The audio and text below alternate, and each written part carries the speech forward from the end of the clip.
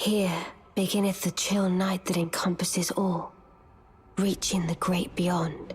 Welcome, fellow Tarnished, and today we are ranking all 6 of Elden Ring's endings, from maidenless all the way to most blessed.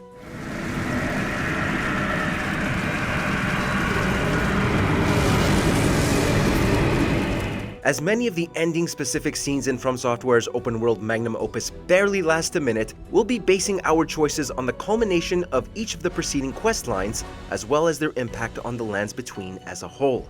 We can only hope that the upcoming Shadow of the Erdtree DLC's endings pack just as much a punch as some of these fantastical and, in some cases, disturbing conclusions. As expected, be on the lookout for spoilers down the line. Before we begin, we publish new content all week long, so be sure to subscribe and ring the bell to get notified about our latest videos. The Age of Fracture. Oh, rise now, ye tarnished, ye dead who yet live. Might as well start with the easiest. Not that there's anything particularly wrong with this ending. After all, you succeeded in your goal of becoming the Elden Lord and now rule over the Lands Between as Marika once did. There's nothing special required to get this ending. Simply take down Radagon and the Elden Beast, repair the Elden Ring, and you're golden.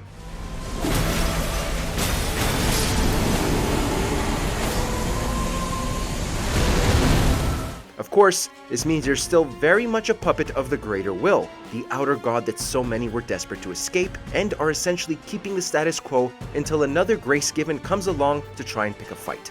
As basic an ending as the Fallen Leaves could hope to tell. An age of fracture. The Age of Order. The ever-brilliant Gold Mask. Do you aspire to the silent teachings of the ever-brilliant Gold Mask? Think the Golden Order should be accepted by everyone?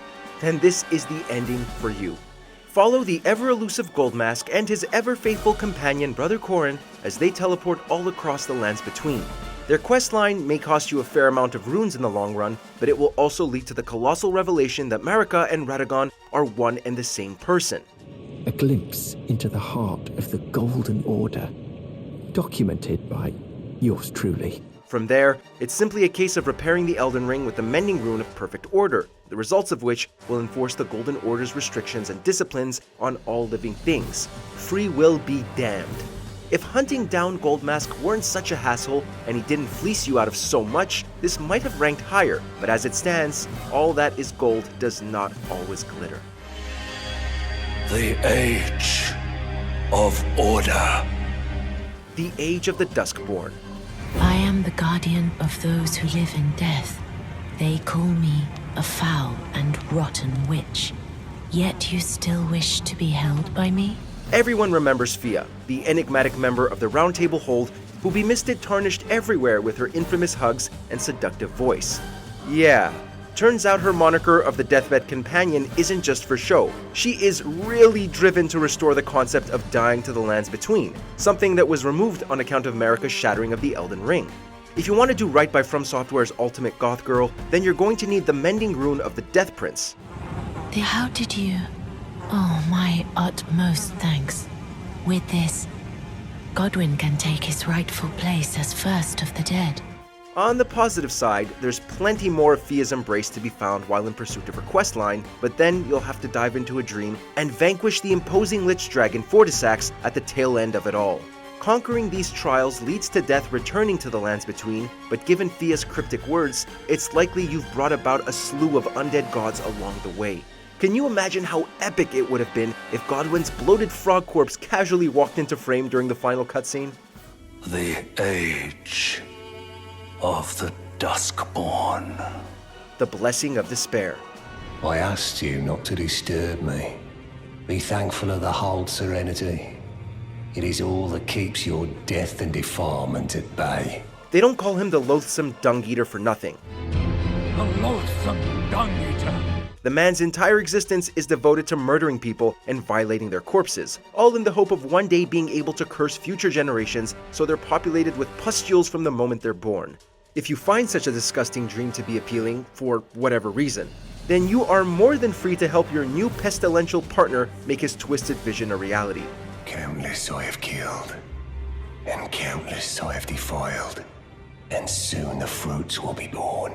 After gathering up a slew of seedbed curses, growths that can be found on the remains of the Dung Eater's victims, you can use them on the Dung Eater himself, who is all too happy to be given a taste of his own medicine, since his own death and violation creates the mending rune of the Fell Curse. From there, you guessed it, add it to the Elden Ring, and boom! You've subjected countless innocents to lives filled with plague and suffering. Congrats!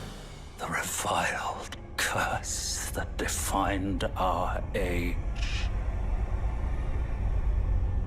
The blessing of despair. Lord of the Frenzied Flame.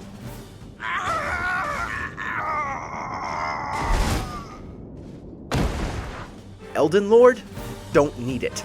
All we want is to watch the world burn. That's pretty much the mindset for those that sought out Elden Ring's indisputably evilest ending. The sheer build-up as you venture deeper and deeper into the earth until you find the sealed cathedral of the Forsaken is immense, where you're eventually greeted by the Three Fingers. While the Two Fingers are all about the order and serve the greater will, its extra-digited companion acts as the lone vassal for the Lord of the Frenzied Flame, an outer god that's all about chaos. After being imbued with the flame, and eventually beating the final boss, players are greeted with the sight of the lands between set ablaze, while their Tarnished now stands as the new Lord of the Frenzied Flame. It's so obscenely evil that you can't help but love it. That is, as long as you're okay with making an enemy out of a now royally pissed off Melina. I will seek you as far as you may travel. The Age of the Stars. The battle is over, I see. The lands between are certainly home to a fair few maidens, but none quite measure up to the complexity, nuance, and ethereal beauty of Ranni the Witch. The fact her personal questline is one of, if not the most engrossing in Elden Rings, doesn't hurt either.